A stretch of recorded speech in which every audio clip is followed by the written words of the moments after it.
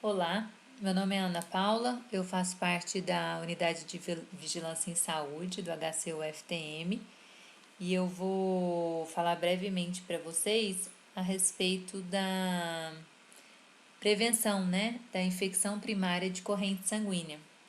E a gente usa a sigla IPCS para designar a infecção primária de corrente sanguínea. E só para falar que esse protocolo de prevenção dessa infecção primária de corrente sanguínea, ele foi já atualizado e está disponível no site do HCUFTM. Nós estamos falando de infecção primária de corrente sanguínea, né? E não tem como falar de infecção primária de corrente sanguínea sem a gente falar sobre IRAS. E o que vem a ser essa sigla IRAS? Então, ela significa infecção relacionada à assistência à saúde que se dá em serviços de saúde. Para a elaboração dos critérios diagnósticos epidemiológicos das IRAS, foram utilizados como base os critérios internacionais adaptados para a nossa realidade aqui do Brasil. E esses critérios, eles são considerados os clínicos e os laboratoriais para poder classificar como IRAS. E só vai ser considerada a existência de IRAS se as informações obtidas elas atenderem aos critérios epidemiológicos para que possam ser comparáveis entre os diversos serviços para o sistema nacional.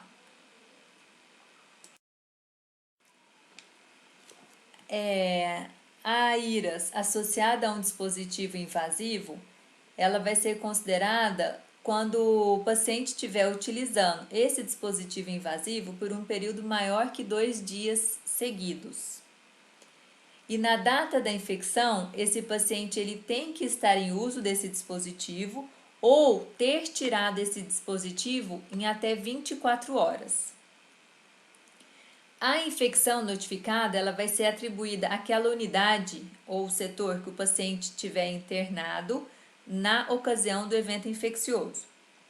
Se esse paciente for transferido para um outro setor, a infecção ela vai ser do setor de origem se ela apareceu no dia dessa transferência ou até no dia seguinte. Após 48 horas que o paciente estiver num outro setor, aí sim essa infecção pode ser considerada desse novo setor. E só uma atenção especial para esses pacientes que estão assim recebendo terapia de substituição renal, né? Que eles estão na UTR, na unidade de terapia renal. Se eles estiverem recebendo a hemodiálise na UTR e tivesse infecção primária de corrente sanguínea relacionada a esse catéter de hemodiálise, aí essa infecção ela deve ser notificada nesta unidade de terapia renal. Mas caso eles estejam recebendo essa terapia de substituição renal no setor em que ele estiver internado, aí a infecção, mesmo que relacionada ao catéter de hemodiálise, vai se dar no setor em que ele está recebendo essa hemodiálise, certo? Aqui agora só alguns aspectos relevantes em relação a esses dispositivos invasivos, né? Então, que dia seria considerado o D1? O D1, ele é o dia da instalação desse dispositivo invasivo, certo? Se o paciente ele foi internado com esse dispositivo invasivo já instalado, aí o primeiro dia da internação vai ser considerado o primeiro dia da contagem dos dias desse dispositivo invasivo.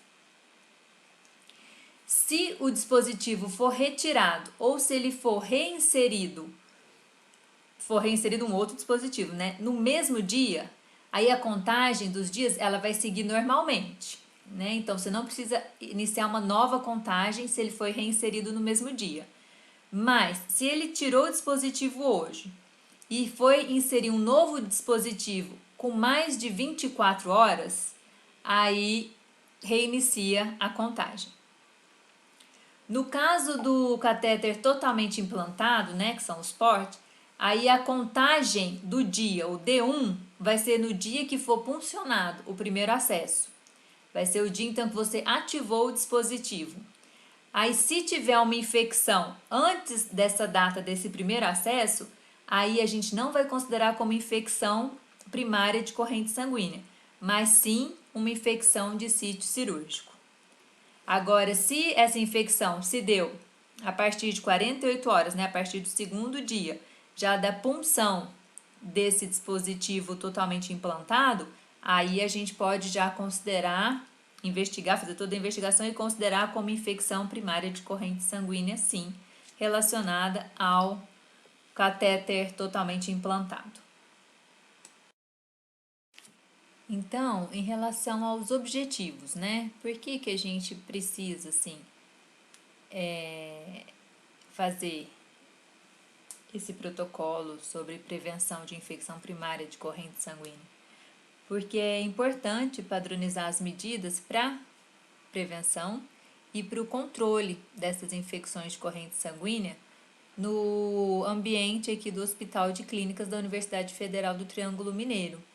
Isso tudo é feito com base nas recomendações da Agência Nacional de Vigilância Sanitária, que é a Anvisa. E também visa prevenir e diminuir a incidência dessas infecções de corrente sanguínea nas nossas unidades do HC-UFTM.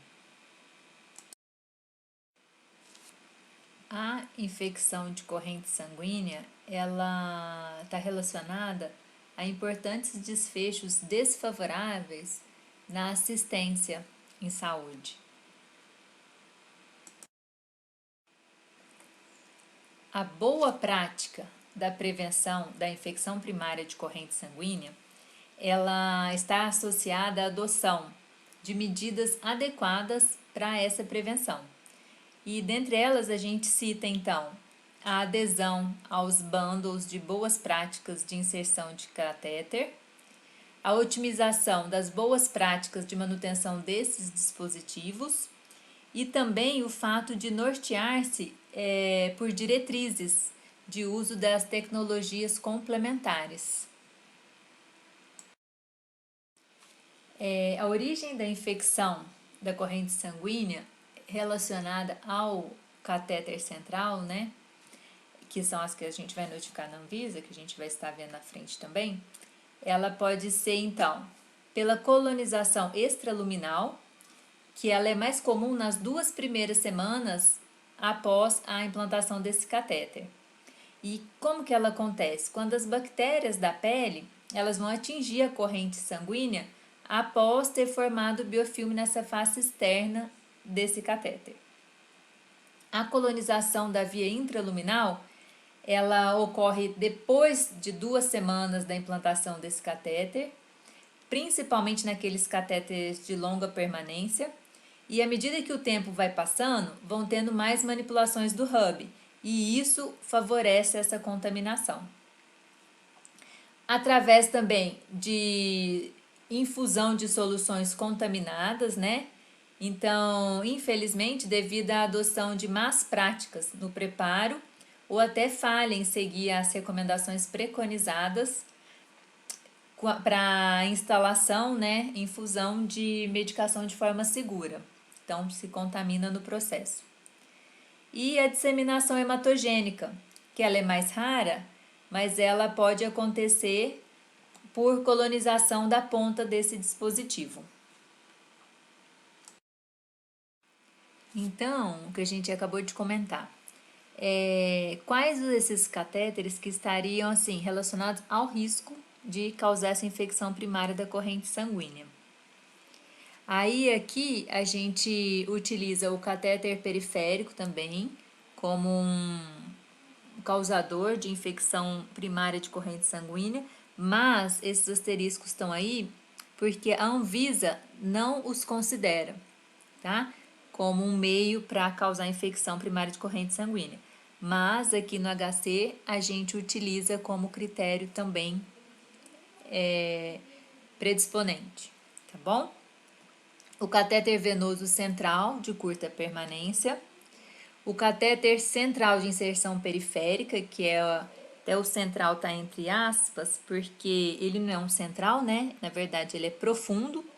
Ele é implantado perifericamente, mas numa veia profunda e que vai desembocar nas veias,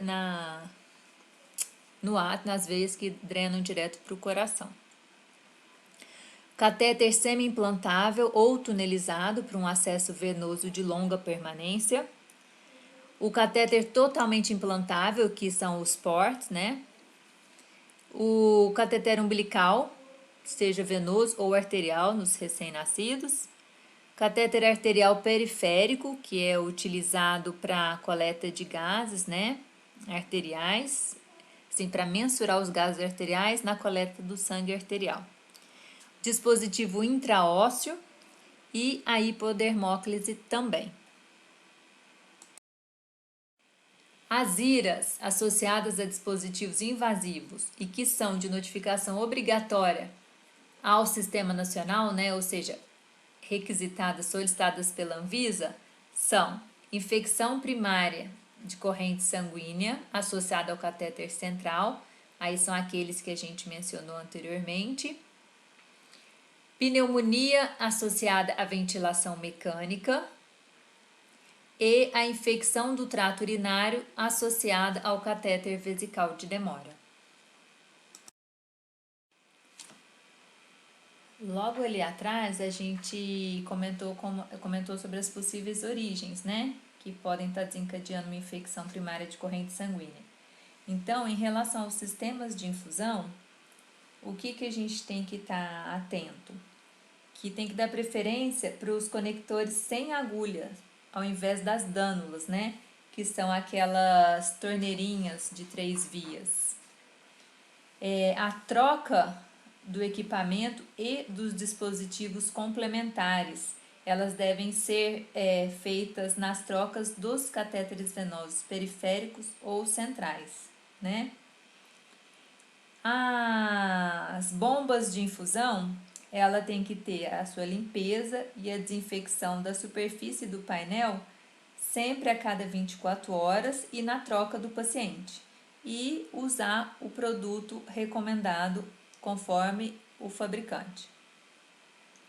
Os filtros de linha, eles não devem ser utilizados com o propósito de prevenir uma infecção.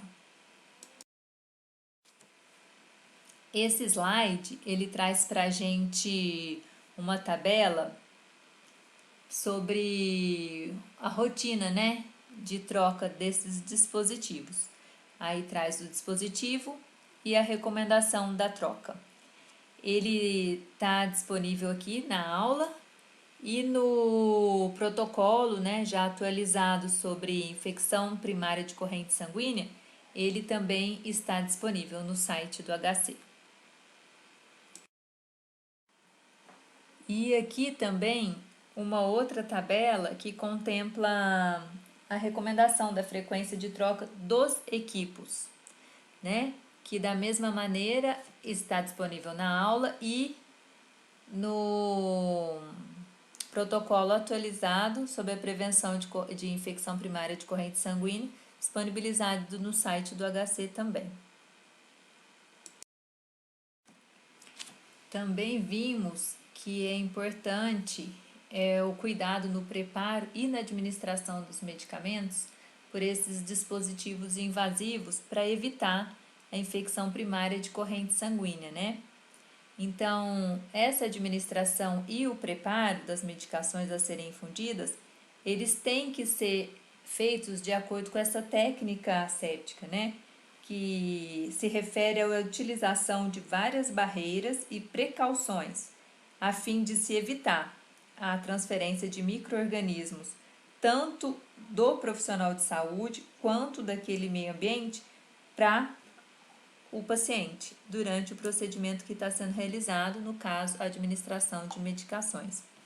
E tem todas as recomendações no protocolo de prevenção de infecção primária da corrente sanguínea, disponível no site do HC UFTM. E, para a gente finalizar, Vamos sumarizar então as recomendações, né, para a prevenção da infecção primária de corrente sanguínea relacionada ao catéter venoso central.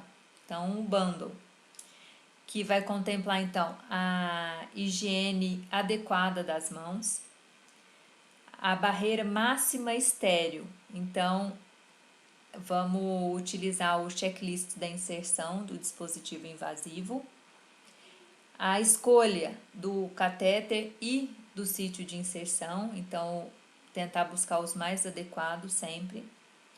O preparo adequado da pele, então fazendo a antisepsia com a clorexidina.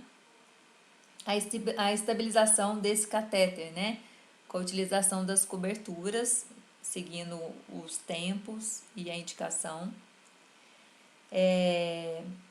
A realização de flushing e a manutenção desse catéter, né? Então, fazer a fricção do hub com álcool 70. Os devidos cuidados com o sítio de inserção desse dispositivo invasivo e fazer aquela revisão diária da necessidade ou não de ser mantido aquele dispositivo invasivo, né? Aquele catéter central. Obrigada aos ouvintes e estou à disposição caso queiram tirar alguma dúvida agora, com base aqui na aula, e falar para vocês que tem todas essas recomendações, todas essas anotações e explicações no site do HCUFTM, no caso aqui, no protocolo de prevenção de infecção primária de corrente sanguínea. Obrigada.